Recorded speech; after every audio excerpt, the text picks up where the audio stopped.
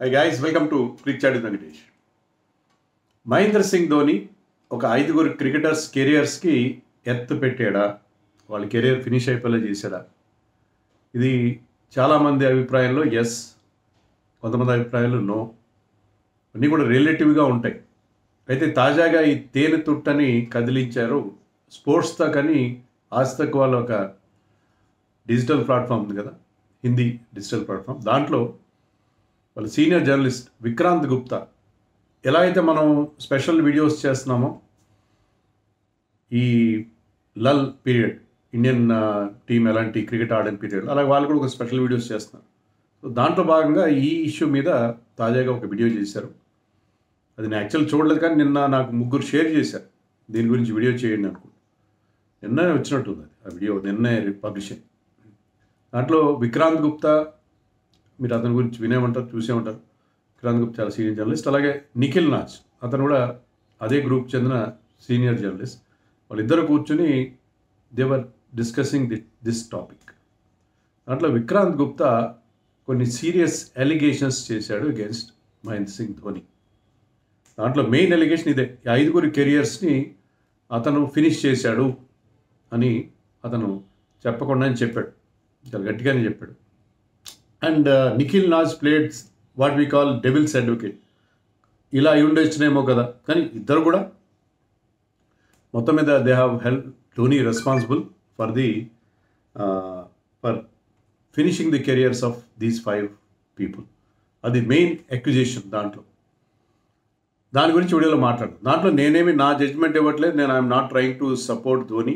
కానీ నా ఉద్దేశం ఏంటంటే వాళ్ళు they are very much unfair to Dhoni. కానీ అప్పుడు అంటే చాలా జరుగుతుంటాయి ఇండియన్ క్రికెట్లో. దాంట్లో ఒక క్రికెటర్ని పర్టికులర్గా ఒక దోషిగా, ఒక ముద్దాయిగా చేయడం అనేది కరెక్ట్ కాదేమో నాకు అనిపిస్తుంది. దే ఆర్ వేరియస్ పాయింట్, నాణానికి 2 వైపులా ఉంటాయి. అదే మీ ముందుకు తెచ్చే ప్రయత్నం నేను చేస్తాను. I'm not trying to support Dhoni. Actually కొన్ని ఇష్యూస్లో నేను సపోర్ట్ కూడా చేయట్లేదు ధోనిని, కానీ అది పూర్తిగా కారణం కాదేమో. కొంతవరకు నిజమే, కొంతవరకు ప్రతి లీడర్కి కొన్ని లైక్స్ అండ్ డిస్లైక్స్ ఉంటాయి. నాకు నచ్చిన వాళ్ళకి నేను సపోర్ట్ చేస్తాను, నచ్చిన వాళ్ళని కాస్త పక్కన పెడతాను. అది అందరూ చేసి, ప్రతి బాస్ చేసే పని. సో దాంట్లో ఎంతవరకు కరెక్ట్. ఆల్రెడీ యువరాజ్ గురించి మొన్న ఈ మధ్య ఒక రీసెంట్గా చేసిన వీడియోలో కూడా నేను ఇదే చెప్పాను. సో ఇది కేవలం we cannot squarely blame Dhoni వీళ్ళ 5 కెరియర్స్. దానికి మన ఫిగర్స్తో కూడా ఒకసారి చూసే ప్రయత్నం చేద్దాం. కానీ చాలా గట్టిగా పాయింట్అవుట్ చేశారు దీంట్లో, నాకు అనిపించింది. అది కరెక్ట్ కాదేమో. కొంతవరకు కరెక్ట్, కొంతవరకు ఖచ్చితంగా కరెక్ట్, కొంతవరకు ఖచ్చితంగా కరెక్ట్, కానీ పూర్తిగా కరెక్ట్ కాదేమో నాకు అనిపించింది. అదే నేను మీతో షేర్ చేయడం కోసం చేస్తున్నాను. దాంట్లో ఎలిగేషన్స్ చెప్తాను నేను. ఒకటి, నెంబర్ 1 ఎలిగేషన్ ఏంటంటే, విక్రాంత్ గుప్తా అంటాడు కదా, 2 సార్లు మనం వన్డే వరల్డ్ కప్ గెలిచాం, కానీ ఫస్ట్ టైం గెలిచినప్పుడు 1983లో గెలిచినప్పుడు వాళ్ళందరి మధ్య ఒక బ్రహ్మాండమైన బాండింగ్ ఉంది, ఇప్పటికి కూడా ఉంది. వాళ్ళందరూ ఒక వాట్సాప్ గ్రూప్ క్రియేట్ చేసుకున్నారు. అప్పుడు క్రియేట్ చేసుకుంటారు, తర్వాత వాట్సాప్ వచ్చిన తర్వాత క్రియేట్ వాళ్ళ కెరియర్స్ అన్ని ముగిసిపోయి వాళ్ళు లైఫ్లో ఫుల్గా సెటిల్ అయిన తర్వాత క్రియేట్ చేసుకున్నారు. వాళ్ళందరి మధ్య ఒక ఫ్యామిలీ లాగా ఉంటారు. కపిల్స్ డెవిల్స్ అంటారు మనం. శ్రీకాంత్ కానీ, మహేంద్ర రామనాథ్ కానీ, గావస్కర్ కానీ, వీళ్ళందరూ ఒక ఫ్యామిలీ లాగా ఉంటారు. మనం 83 సినిమా వచ్చినప్పుడు కూడా చూసాం. వాళ్ళందరి మధ్య వాళ్ళు కొన్ని షోస్లో పార్టిసిపేట్ చేయడం, అందరూ చాలా సరదాగా మాట్లాడుకోవడం అన్నీ చూసాం. కానీ దానికి పూర్తిగా వ్యతిరేకంగా, పూర్తిగా అగేన్స్ట్గా 2011లో మనం వరల్డ్ కప్ గెలిచినప్పుడు వీళ్ళందరూ మళ్ళీ కలిసి ఎక్కడ కనబడలేదు మనకి. వీళ్ళందరూ కలిసి మనకి ఎక్కడా కూడా కనబడలేదు అంటాడు విక్రాంత్. నిజమే కదా. వరల్డ్ కప్ హీరోస్ని మనం మళ్ళీ ఆ నెక్స్ట్ వరల్డ్ కప్ అప్పుడు వీళ్ళందరూ కలిసి, అంటే వాళ్ళందరూ ఇప్పటికీ కొంతమంది బిజీగా ఆడుతున్నారు, కొంతమంది రకరకాల వ్యాపకాలు, కామెంటేటర్స్గా, కోచెస్గా రకరకాలుగా ఉన్నారు. బట్ స్టిల్ వీళ్ళందరూ మళ్ళీ కలిసి, వాళ్ళకి వాట్సాప్ గ్రూప్ అయితే లేదు. దాని నిఖిల్ నాజ్ అంటాడు వాట్సాప్ గ్రూప్ ఎలా ఉంటుంది, ధోని ఫోనే తన దగ్గర మెయింటైన్ చేయడు కదా అని చెప్పి. సో వాట్ ఎవర్ రీజన్, అయితే విక్రాంత్ గుప్తా అనేది ఏంటంటే, వాళ్ళు కలిసి ఒక ఫ్యామిలీగా ఉండకపోగా ఒకరినొకరు కత్తులు దూసుకుంటున్నారు, ఒకరినొకరు ఫినిష్ చేసేంత, అంటే చాలా ఒకరి మీద ఒకరు చాలా కోపతాపాలతో ఉన్నారని చెప్పి అంటాడు. ఇది చాలా వరకు కరెక్ట్. వాట్ ఈ said was his observation correct. కానీ వాళ్ళు కూడా ఏంటంటే లేటర్ ఇన్ దేర్ కెరియర్ వాళ్ళ మధ్యలో కూడా ఉన్నాయి, 83 వాళ్ళ మధ్య కూడా కొన్ని ఇబ్బందులు ఉన్నాయి. Particularly between Gavaskar and Kapil Dev. ఎందుకంటే నేను అప్పుడు జర్నలిజంలో ఉన్నాను కాబట్టి నాకు తెలుసు 85లో కానీ 86లో 87లో ముఖ్యంగా 85లో ఈవెన్ బీసీసీఐ ఇంటర్వ్యూన్ అయ్యి కపిల్కి గవాస్కర్కి మధ్య రాజీ చేయడం, వాళ్ళిద్దరు ఒక బాల్కనీ దగ్గర ఉండి ఫోటో సెషన్స్ కండక్ట్ చేయడం, వాళ్ళిద్దరి మధ్య చాలా సీరియస్ రిఫ్ట్ రావడం అనేది అందరికీ తెలిసిన విషయం. సో అది not everything was hunky dory between 83 winners also. కానీ later part of their career అందరూ ఆల్మోస్ట్ సీనియర్ సిటిజన్స్ అయిపోయిన తర్వాత, లేకపోతే 50s దాటిన తర్వాత వాళ్ళందరూ రిలాక్స్డ్గా ఉన్నారు. నా ఇప్పుడు నా షేరింగ్ లాడ్ ఆఫ్ జోక్స్, అప్పుడు వరల్డ్ కప్ సంగతి అన్ని మాట్లాడుకోవడం అన్ని చూసాము. ఇప్పుడు వాళ్ళతో అలా అనక వాళ్ళంతా ఓల్డ్ అవ్వలేదు కదా. సో వీళ్ళందరూ కలిసి ఒక చోట అంటే Sachin Tendulkar is a huge figure. Sachin టెండూల్కర్తో పాటు వీళ్ళందరినీ ఒక చోట చేర్చాలంటే ఇప్పుడున్న కమర్షియల్ యుగంలో అది అంత ఈజీ కాదు. వాళ్ళందరూ చేర్చడం అంటే అది ఒక పెద్ద ఈవెంట్ అవుతుంది. బట్ ఎనీవే వాళ్ళ మధ్య అంత కాంబరేడరీ లేదనేది మాత్రం ఒప్పుకొని తీరాలి. That is a good observation. అదైతే గుడ్ అబ్జర్వేషన్. దాంట్లో మెయిన్ రీజన్ బహుశా వరల్డ్ కప్ గెలవడంలో క్రెడిట్ అంతా ధోనీకే పోయింది. మా అందరి రోల్ ఉంది దాంట్లో గంభీర్ రోల్ ఉంది, జహీర్ ఖాన్ రోల్ ఉంది. జహీర్ ఖాన్ అద్భుతమైన 21 వికెట్స్ తీశాడు, ఫైనల్లో ఒక అద్భుతమైన స్పెల్ వేశాడు, ఓపెనింగ్ స్పెల్. సో అంతా క్రెడిట్ అంతా ధోని కొట్టేశాడు అనే ఫీలింగ్ కూడా మిగతా వాళ్ళు ఉండడం కూడా కారణం కావచ్చు. What ever might be the reason. వీళ్ళ మధ్య కాంబినేటర్ లేదండల్లో పూర్తి నిజం లేదు, కొంత నిజం ఉంది. ఎందుకంటే వాళ్ళలో కూడా కొన్ని డిస్ప్యూట్స్ అనేవి ఖచ్చితంగా ఉన్నాయి. ఈవెన్ సునీల్ గవాస్కర్ అండ్ దిలీప్ వెంకసార్ ఇద్దరు ముంబై వాళ్ళని they don't see eye to eye. వాళ్ళిద్దరి మధ్య కూడా చాలా ఇబ్బందులు, డిస్ప్యూట్స్ కూడా ఉన్నాయి. సో అది నెంబర్ 1. నెంబర్ 2, ఇదే మేజర్ ఎలిగేషన్. ఈ 5 క్రికెటర్స్ కెరియర్స్ ఫినిష్ అయిపోయినాయి వరల్డ్ కప్ తర్వాత అనేది విక్రాంత్ గుప్తా చేసిన మేజర్ ఎలిగేషన్. ఎందుకంటే అతను చెప్పేది సెహ్వాగ్ వరల్డ్ కప్ తర్వాత 2011 వరల్డ్ కప్ తర్వాత, వరల్డ్ కప్ విన్ తర్వాత కేవలం 15 వన్డేలు ఆడాడు. అప్పటికి అతను 32 ఏళ్ళు మాత్రమే. గంభీర్ 30 ఏళ్ళు మాత్రమే, అతను 33 వన్డేలు ఆడాడు. అప్పుడు ఆ తర్వాత యువి క్యాన్సర్ వచ్చింది, బట్ హీ ప్లేడ్ 30 వన్డేలు after the ODI world cup win. Zaheer Khan కేవలం 9 మాత్రమే ఆడాడు. హర్భజన్ సింగ్ అయితే 10 ఆడాడు. 10లో కూడా 3 మాత్రమే ధోని పీరియడ్లో ఆడాడు, తర్వాత మళ్ళీ కంబ్యాక్ చేశాడు అని చెప్తారు. సో వీళ్ళందరినీ వరల్డ్ కప్ తర్వాత ఆల్మోస్ట్ పక్కన పెట్టేశాడు ధోని అన్నట్టుగా అతను పిక్చర్స్. కానీ అది నాట్ ఎంటైర్లీ ట్రూ. ఎందుకంటే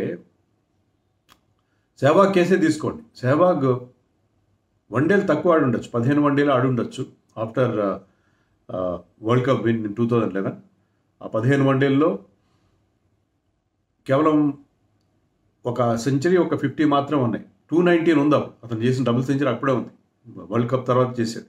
మరొక 96 ఉంది, కానీ తర్వాత ఒక 50 కూడా లేదు. టెస్ట్ మ్యాచ్లో తీసుకోండి, టెస్ట్ మ్యాచ్లు కూడా ఆడాడు. అది అతను కన్వీనియంట్గా ఇగ్నోర్ చేశాడు. కేవలం వన్డేస్ మాత్రమే మాట. అప్పట్లో ఏంటంటే వేరు టీమ్స్ ఏమి ఉండేవి కాదు. టెస్ట్ మ్యాచ్లైనా వన్డేలైనా ఆల్మోస్ట్ సిమిలర్ టీమ్స్ ఉండేవి. పర్ఫార్మెన్స్ని ఎలా ఎవాల్యుయేట్ చేసేవారంటే ఇంటర్నేషనల్ మ్యాచెస్గా తీసుకునేవారు. టెస్ట్ మ్యాచ్లో బాగా ఆడితేనే వన్డేలో టీమ్ ప్లేస్ వచ్చేది, వన్డేలో ఆడితే టెస్ట్ మ్యాచ్లో ప్లేస్ వచ్చేది. అలా కాకుండా సపరేట్ సెగ్రిగేషన్ అనేది లేదు. అప్పుడు టెస్ట్ మ్యాచ్ల్లో ముఖ్యంగా సెహ్వాగ్ ఫామ్ బాగా డిప్ అయింది. అతను 2011 వరల్డ్ కప్ తర్వాత 17 టెస్ట్ మ్యాచ్లు ఆడితే దాంట్లో అతని యావరేజ్ 29కి పడిపోయింది. అతను ఓవరాల్ యావరేజ్ 49 ఉంది. కానీ 2011 వరల్డ్ కప్ తర్వాత అతను టెస్ట్ మ్యాచ్లో అతని యావరేజ్ 29కి పడిపోయింది. దాంట్లో ఒకే ఒక 100 ఉంది. లాస్ట్ 5 టెస్టుల్లో అతని హైయెస్ట్ స్కోర్ 49. ఓడిఐస్లో అతని యావరేజ్ పెద్ద తేడా రాలేదు. T20స్లో ఎన్ని T20 5 మాత్రమే, అప్పట్లో ఎక్కువ ఆడేది కదా T20s. దాంట్లో కూడా అతని యావరేజ్ 21 నుంచి 16కి పడింది, పెద్ద డిఫరెన్స్ లేదు. బట్ టెస్ట్ మ్యాచ్లో అతని ఫామ్ బాగా డిప్ అయింది. టెస్ట్ మ్యాచ్లతో పాటు వన్డేల్లో కూడా అతని ప్లేస్ అనేది పోయింది. ఎందుకంటే 2013లో మనం ఛాంపియన్స్ ట్రోఫీ గెలిచే నాటికి ఓపెనింగ్ కాంబినేషన్ మారిపోయింది. మనకి శిఖర్ ధవన్ పిక్చర్లోకి వచ్చాడు. Rohit Sharma also started playing opening the innings and Virat Kohli number 3. So మనం పూర్తిగా వీళ్ళని పక్కన పెట్టడం జరిగింది, సీనియర్స్ని పక్కన పెట్టడం అనేది ఖచ్చితంగా జరిగింది. 2013లోనే జరిగింది, 13 నాటికే జరిగింది, ఛాంపియన్స్ ట్రోఫీ నాటికే జరిగింది. సో అక్కడ ఎప్పుడైతే కొత్త వాళ్ళు వచ్చారో, కొత్త ఓపెనర్స్ వచ్చారో వీళ్ళు వెనక్కి పడిపోయారు. గంభీర్ విషయంలో అదే జరిగింది. గంభీర్ యాక్చువల్గా he did come back. Dhoni retire అయిన తర్వాత కమ్బ్యాక్ అయ్యాడు, కానీ ఎక్కువ మ్యాచ్లు ఆడలేదు. అతను 20 టెస్టులు ఆడాడు. ఇప్పుడు 2011 వరల్డ్ కప్ తర్వాత 20 టెస్టులు ఆడాడు. 33 వన్డేలు ఆడాడు, 20 టెస్టులు ఆడాడు. దాంట్లో 6 50s మాత్రం ఉన్నాయి, 100s ఏం లేవు. యావరేజ్ కూడా ఓవరాల్ యావరేజ్ 41 ఉంటే ఈ పీరియడ్లో అతను యావరేజ్ 25 పడిపోయింది టెస్ట్ మ్యాచ్లో. ఇక వన్డేల్లో 33 వన్డేలు ఆడితే దాంట్లో 2 సెంచరీలు, 9 50s ఉన్నాయి. బాగానే ఉంది రికార్డ్, ఖచ్చితంగా బాగుంది. కానీ లాస్ట్ 5 ODIsలో ఒకే ఒక 50 ఉంది అతనికి. యావరేజ్లో పెద్ద తేడా లేదు. T20sలో కూడా 14 T20s ఆడాడు, యావరేజ్లో అక్కడ కూడా పెద్ద తేడా లేదు. సో గంభీర్ అండ్ సెహ్వాగ్ ఇద్దరికి ధోని మీద ఖచ్చితంగా తన కెరియర్ని ధోని దెబ్బ కొట్టాడన్న ఫీలింగ్ ఖచ్చితంగా ఉన్నది. అది వాళ్ళు డైరెక్ట్గా ఇండైరెక్ట్గా అనేకసార్లు వ్యక్తం చేశారు. బట్ ఇండియాలో వచ్చిన ప్రాబ్లం ఏంటంటే ప్లేయర్స్ రైట్ టైంలో ఎవ్వరు రిటైర్ కాదు. అది సచిన్ కావచ్చు, సెహ్వాగ్ కావచ్చు, గాంగూలీ కావచ్చు, చాలామంది క్రికెటర్స్ వాళ్ళు రైట్ టైంలో రిటైర్ గారు. వాళ్ళని రిటైర్ చేయాల్సి వస్తుంది, వాళ్ళని బలవంతంగా రిటైర్ చేయాల్సి వస్తుంది.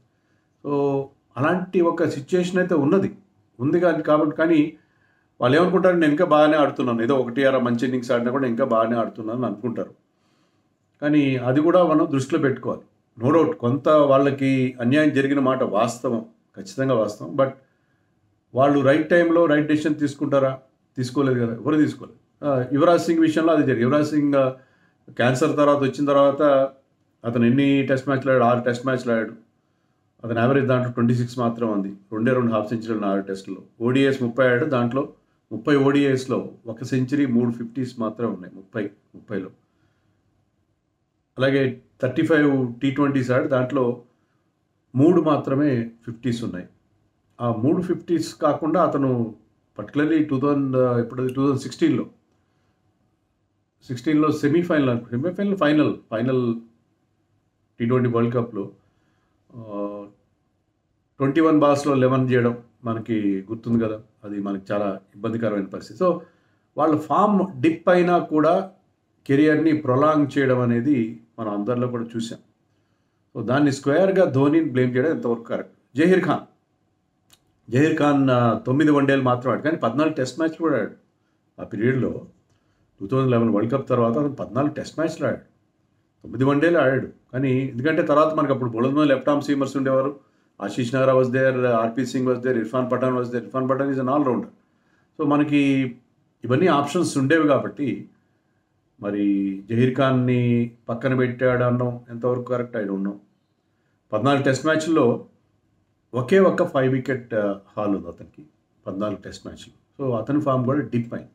ఇంజరీ కన్సర్న్స్ కూడా ఉన్నాయి. 2011లోనే మనం వరల్డ్ కప్ తర్వాత మనం ఇంగ్లాండ్ వెళ్తే ఫస్ట్ టెస్ట్లోనే అతను ఫస్ట్ డేనే బ్రేక్ డౌన్ అయ్యాడు. సో అతన్ని టెస్ట్ మ్యాచ్లు ఆడించాలని అతనికి ఇంజరీ ప్రాబ్లమ్స్ కూడా వచ్చినాయి. మరి అది దృష్టిలో పెట్టుకోకుండా కేవలం 9 మ్యాచ్లు ఆడాడు. ఆ తర్వాత జహీర్ అన్నంలో ఎంతవరకు correct? Zaheer was getting injured frequently after the world cup.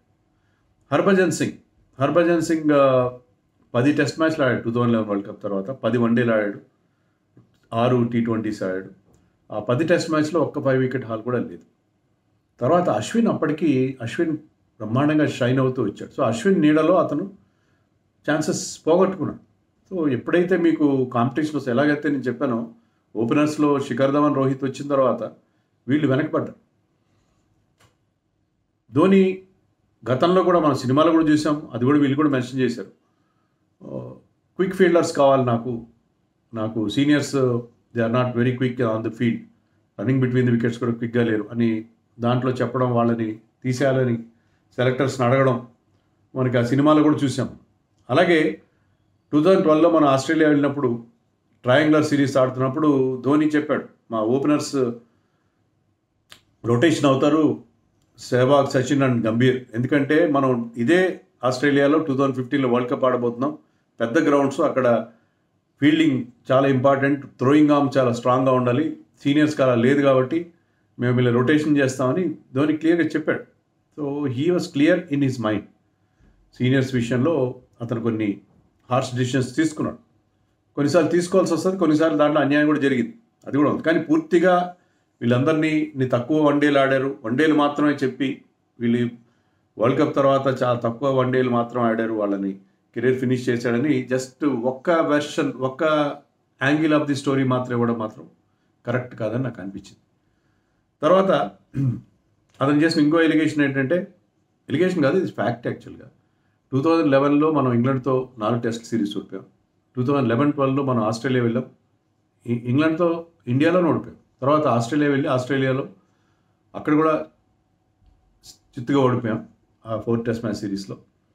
ఆ తర్వాత ధోనీని తీసేయాలని చెప్పి అప్పటి one of the selectors Mohinder Amarnath was very very firm, ఖచ్చితంగా తీసేయాలన్నాడు. కానీ అప్పుడు ధోనీకి ఉన్న అడ్వాంటేజ్ ఏంటంటే, అప్పుడు N Srinivasan CSK boss was the BCCI president. యాక్చువల్గా అది conflict of interest. CSK boss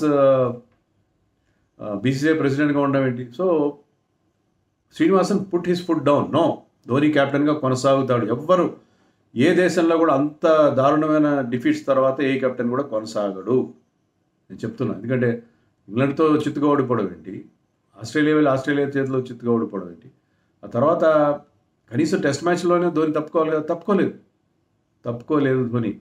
తర్వాత ఇంకో 2 ఏళ్ళు కెప్టెన్ కొనసాగాడు. Because Srinivasan was at the helm in BCCI, Srinivasan ఉండబట్టి.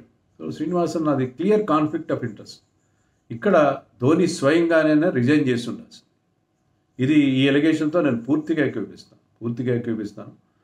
కావాలంటే 1 డేస్లో కంటిన్యూగా వరల్డ్ కప్ విన్నింగ్ క్యాప్టెన్గా, T20స్లో continue, T20 world cup winning క్యాప్టెన్గా. అంతేగాని Dhoni shouldn't have continue. And Dhoni form ఎప్పుడు కూడా టెస్ట్ మ్యాచ్లో అంత గొప్పగా లేదు.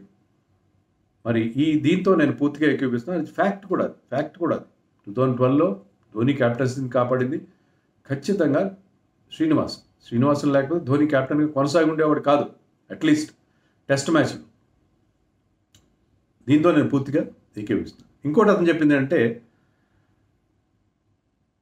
ఇండియా క్యాప్టెన్గా 2014లో మన ఆస్ట్రేలియా వెళ్ళినప్పుడు మొదటి 2 టెస్ట్ మ్యాచ్లు ఓడిపోయినప్పుడు సడన్గా క్యాప్టెన్ ఆఫ్ ది షిప్లో తప్పుకున్నాడు అంటాడు. ఇది కూడా కొంతవరకు కరెక్టే కానీ ఎందుకు తీసుకున్నాడు నాకు అర్థం కాదు. Dhoni has been appointed captain for the entire series. ఆ టెస్ట్ సిరీస్లో 2 టెస్ట్ మ్యాచ్లు ఓడిపోయిన తర్వాత సడన్గా మిడిల్ ఆఫ్ ది సిరీస్ ఇంకా 2 టెస్ట్ మ్యాచ్లు మిగిలి ఉండగా విరాట్ కోహ్లీ క్యాప్టెన్సీ ఇచ్చేసి ధోని తప్పుకున్నాడు. ఇది ఎందుకు చేయాల్సి వచ్చిందో మరి ఎప్పటికీ మనకు తెలియదు. అంత హఠాత్ నిర్ణయం, అంత సడన్ డెసిషన్ ఎందుకు తీసుకోవాల్సి వచ్చిందో మనకు తెలియదు. కానీ ఆ నిర్ణయం తీసుకున్నాడు. ధోని టెస్ట్ నుంచి కూడా రిటైర్ అయిపోయాడు. సో ఇది చాలా ఆశ్చర్యకరమైన నిర్ణయం. సడన్గా అతను టీం ఓడిపోతున్నప్పుడు అతను ముందు నడిపించాల్సిన పోయి సడన్గా చేతులు ఎత్తేయడం ఏంటంటాడు. కానీ అది అంటే ప్రిన్సిపల్ ప్రకారం అది కరెక్ట్ కాదు. కానీ దానికి ఏదో బలమైన కారణం ఉంటుంది. ఆ కారణం నాకైతే తెలియదు, మీకైతే తెలిస్తే నాకు కామెంట్స్లో చెప్పండి. ఎందుకని ధోని మిడిల్ ఆఫ్ ది టూర్లో 2 టెస్టుల తర్వాత ఇంకా 2 టెస్ట్ మ్యాచ్ మిగిలి ఉండగా క్యాప్టెన్సీ వదిలేశాడు, టెస్ట్ మ్యాచ్లకి దూరం అయిపోయాడు, నాకైతే తెలియదు. But that was something very very strange. తర్వాత ధోని 15 వన్డే వరల్డ్ కప్ తర్వాత రిజైన్ చేస్తుంటే బాగుండేది, వన్డే క్యాప్టెన్సీ వదిలేసుకుంటే బాగుండేది, వైట్ బాల్ క్యాప్టెన్సీ అని కూడా విక్రాంత్ గుప్తా మరొక ఎలిగేషన్ చేశారు. లేకపోతే 2016లో T20 వరల్డ్ కప్ ఓడిపోయిన తర్వాత అప్పుడైనా రిజైన్ చేసి ఉండాల్సింది. విరాట్ కోహ్లీ క్యాప్టెన్ అప్పుడు శ్రీధర్ బుక్లో రాశాడు, నేనైతే బుక్ చదివాను మొత్తం చదివి ఇది ఈ ఆస్పెక్ట్ అయితే మిస్ అయ్యాను నేను. శ్రీధర్ ఇండియా ఫీల్డింగ్ కోచ్ చాలా ఇంపేషెంట్ అవుతూ వచ్చాడు విరాట్ కోహ్లీ, ధోని ఇంకా క్యాప్టెన్సీ ఎందుకు వదలట్లేదు నాకు అని చెప్పి. ఎందుకంటే విరాట్ కోహ్లీ అప్పుడు చాలా మంచి, అతను చాలా హైలో ఉన్నాడు, అది ఫామ్ వైజ్గా. సో విరాట్ కోహ్లీ టెస్ట్ క్యాప్టెన్గా కూడా ఉన్నాడు అప్పటికి. అయితే రవిశాస్త్రి చెప్పాడు, నోనో నువ్వు ధోని కాదని అలా చేయకు, ధోని అడ్వైస్ ఫాలో కాదు, ధోని ఏదో ఒక టైంలో నీ క్యాప్టెన్సీ ఇస్తాడు, ఈ ట్రాన్సిషన్ స్మూత్గా ఉండాలి అని చెప్పి రవిశాస్త్రి అతన్ని నచ్చ చెప్పినట్టుగా శ్రీధర్ బుక్లో కూడా రాశాడని చెప్పాడు. నిజమే, ధోని మరి అందరి కెరియర్ విషయాలు నువ్వు డిసైడ్ చేసి వీళ్ళందరూ సాగదీస్తారని చెప్పి నువ్వు వాటికి ఫుల్ స్టాప్ పెట్టినప్పుడు నువ్వు కూడా నీ కెరియర్ అప్పుడే ముగించేస్తుంటే బాగుండేది కదా. అట్లీస్ట్ క్యాప్టెన్గా నువ్వు కీపర్గా నీ వాల్యూ ఉంది, ఫినిషర్గా నీ వాల్యూ ఉంది. క్యాప్టెన్సీ 2015 వరల్డ్ కప్ తర్వాత విరాట్ కోహ్లీకి ఇచ్చేసి ఉండాల్సింది, కానీ కంటిన్యూ అయ్యాడు. సో వేరే వాళ్ళకి ఒక నీతి, నీకు ఒక నీతి అన్నట్టుగానే ఉంది. సో ఇక్కడ ఈ ఎలిగేషన్స్తో నేను ఖచ్చితంగా ఏకీభవిస్తాను. బట్ ఓవరాల్గా ఏంటంటే ఆ పాడ్కాస్ట్ ఏదైతే ఉందో దాంట్లో అన్ని బాణాలు కూడా ధోని మీద ఎక్కుపెట్టాడు Vikrant Gupta. Is a very very controversial journalist, మొదటి నుంచి కూడా బాణాలు ఎక్కుపెట్టాడు. And some people they try to create controversy. So అలాంటిదే చేసి ప్రయత్నం చేశారు. బట్ దీంట్లో 2 యాంగిల్స్ చూడాలని చెప్పడం కోసం, 2 ఇక్కడ పూర్తిగా అది కూడా కరెక్ట్ కాదు, పూర్తిగా చెప్పినవి కొన్ని నిజాలు ఉన్నాయి, కొన్ని నిజాలు లేకుండా ఉన్నాయి, కొన్ని అర్ధసత్యాలు ఉన్నాయని చెప్పడం కోసం నేను వీడియో చేస్తాను. సో మీరు దీనికి మీ వర్షన్స్ మీరు చెప్పండి. దీంట్లో మీరు వాడే భాష అంటే నా మీద వాడే భాష అని కాదు, ధోనిని తిట్టాల్సి వచ్చిన భాష కాస్త కల్చర్డ్ భాష వాడు, అంతేగాని బూతులు వాడడం, డెరగేటరీ ఫ్రేజెస్ వాడడం లేకుండా మీ విమర్శలు ఉంటే కామెంట్స్లో మీరు విమర్శ చేయదు. ధోనిని తిట్టదలుచుకున్నా, లేకపోతే మరెవరిని తిట్టదలుచుకున్నా, లేకపోతే నన్ను తిట్టదలుచుకున్నా, నన్ను తిట్టడానికి ఇవన్నీ ఇంకా అలవాటైపోయి ఇప్పుడు ఇలాంటి పబ్లిక్లో ఉన్నప్పుడు కొంత క్రిటిసిజం, ట్రోలింగ్ అని ఫేస్ చేయాలి. అది ఐఎమ్ నాట్ నా గురించి అని కాదు, జనరల్గా భాష మనం మంచి భాష వాడితే మీ క్రిటిసిజం, సివిలైజ్డ్ డిబేట్ ఉంటే బాగుంటుందని నా అభిప్రాయం కదా.